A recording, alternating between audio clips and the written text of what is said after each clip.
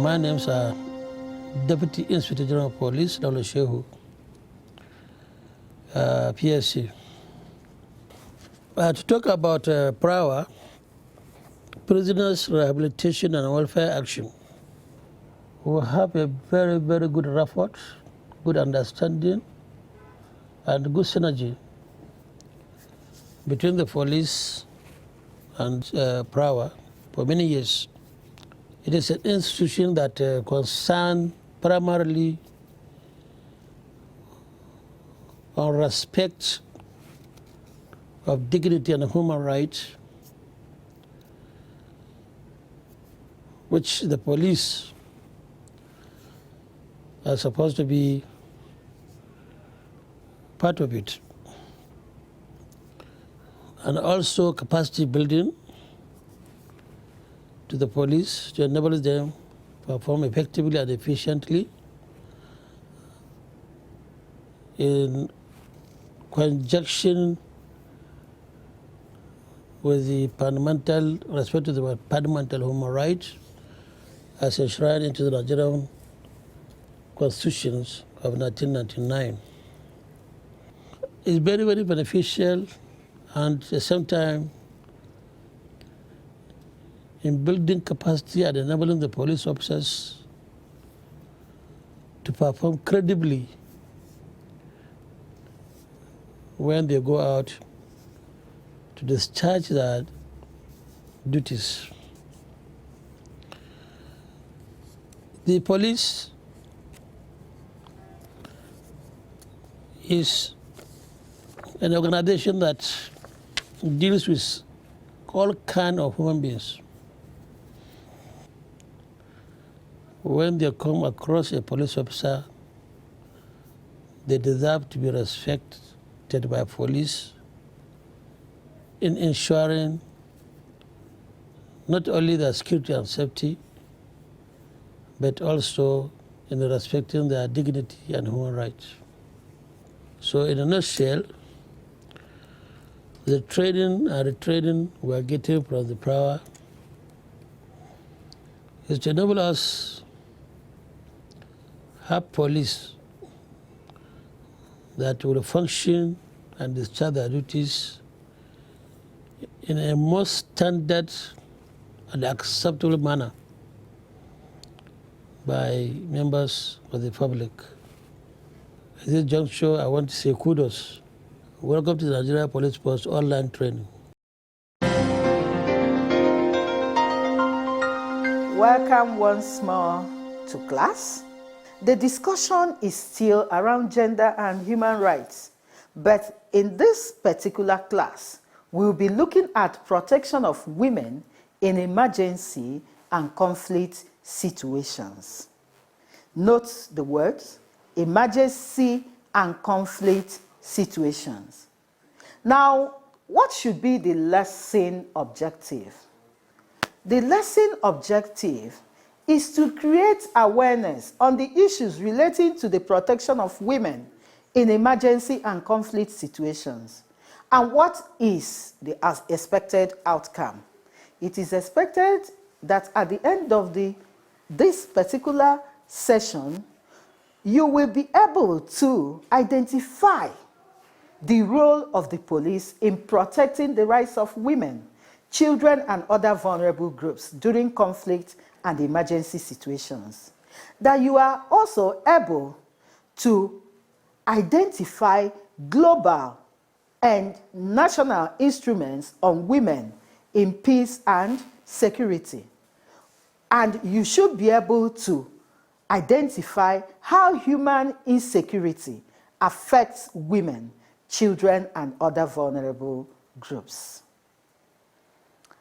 What is the meaning of emergency and conflict situations? An emergency situation is that which poses an immediate risk to health, life, property, or environment. While conflict is what happens when people feel they have incompatibility between their goals, when their needs are unmet, and when expectations are unfulfilled. You know good examples of emergency and conflict situations in Nigeria. What happened to us in the past few months, and which we are into now, still now, like the COVID-19, is an emergency situation. It constitutes risk to health. And how we manage ourselves as security agents in terms of keeping and enforcing and implementing laws that have been made in respect of COVID-19 goes to say whether we are well equipped to protect human rights. The way we handle this, it will be an indication of our understanding of human rights and our ability to represent the government well and ensure that there is stability in the system instead of causing more human rights crises. So it was unfortunate that at certain points in time, instead of protecting the people, we were abusing their rights. Now, when it comes to conflict, a good example is what happened in the Niger Delta in those years when the young people took arms in defense of their environment because of degradation of the environment by oil explorers and the rest of them. A good example again is the case of terrorism in the Northeast. You know what could lead to that? Poverty, not meeting up with the needs of the people, and other things, ideological issues that arise from that. Now, there are several causes of conflict. There are several triggers of conflict. Conflict comes when people are not satisfied, at times in terms of the sharing of natural resources. When poverty level is high within the community, when there is unemployment, people are going hungry while others are cruising in SUVs, you see that there is likelihood of conflict. Now, when there is emergency, when there is conflict, there are certain target groups, persons that suffer most in that circumstance. Those are the vulnerable people, people that are not able to defend themselves, and they are looking up to you, Nigerian police officers, to protect them. Examples of these persons are children, pregnant women and lactating women, elderly women, female-headed households, unaccompanied minors, child-headed households, widows without families, and the disabled. The point we are trying to make is that these people are expecting you to be their shield. Always remember Section 4 of the Police Act, which says protection of life and property. Now, in humanitarian work, when there is conflict, when there is emergency, you go out to work, just like you go on missions outside Nigeria. There are certain principles that guide your work. Some of those principles include do no harm. You are there to protect. And if the concept is for you to protect, you should not be the one to do any harm. On both sides, the perpetrators of crime and the other side, your duty is to ensure that the law is maintained. There shouldn't be partiality. You shouldn't say, I have been sent to the north or south or west to protect. I am from that side, and they are telling me to go and quell crisis in that place. I should protect my people now. No. What does the law say? Treat everybody impartially. Don't have interest in that. Only do your work. Now, you should perform your work with independence. There shouldn't be allowance for any form of interference, whether it is religion, whether it is politics. Now, you must be neutral. And you must treat cases with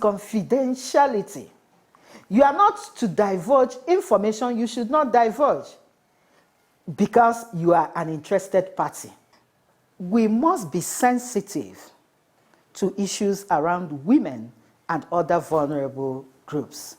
It's easy to abuse women, children, the elderly in periods of conflict and emergency.